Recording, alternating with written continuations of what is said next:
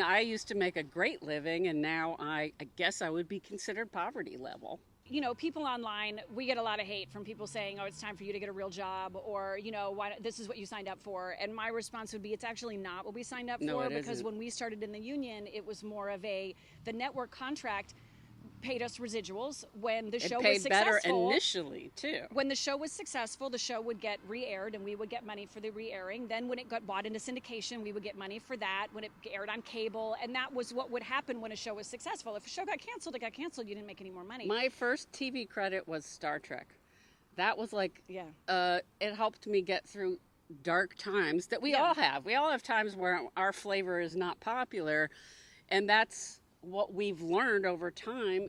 Some of us are very frugal, but we've learned that we could rely on a few things to help us get through the hard times, and those are gone now. We rely heavily on the residuals because our, you know, when we're out there and our likenesses are being used and our faces are out there, sometimes you'll go through leaner times where you won't get hired as much, and the residuals are what help us. And nothing has advanced with inflation. No, nothing. With the It's gone backwards. Right. Yeah.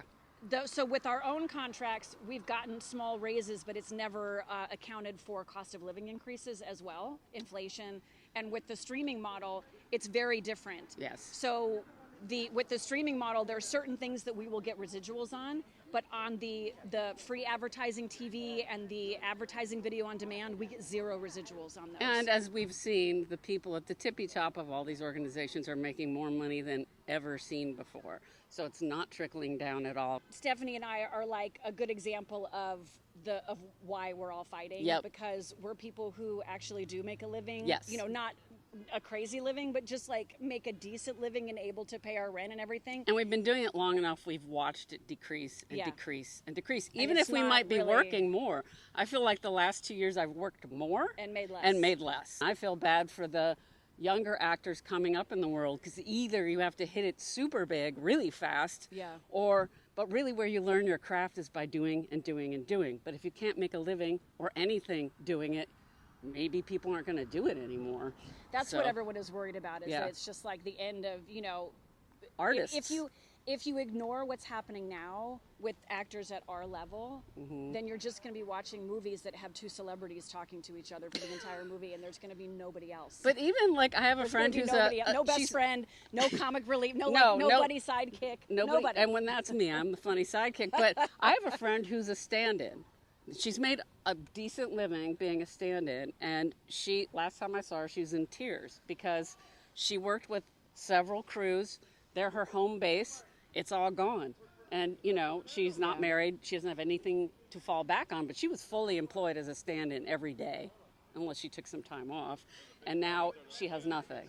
And I'm sure, I don't know the stand-in rates, but I'm sure they were watching their income and plummet as well.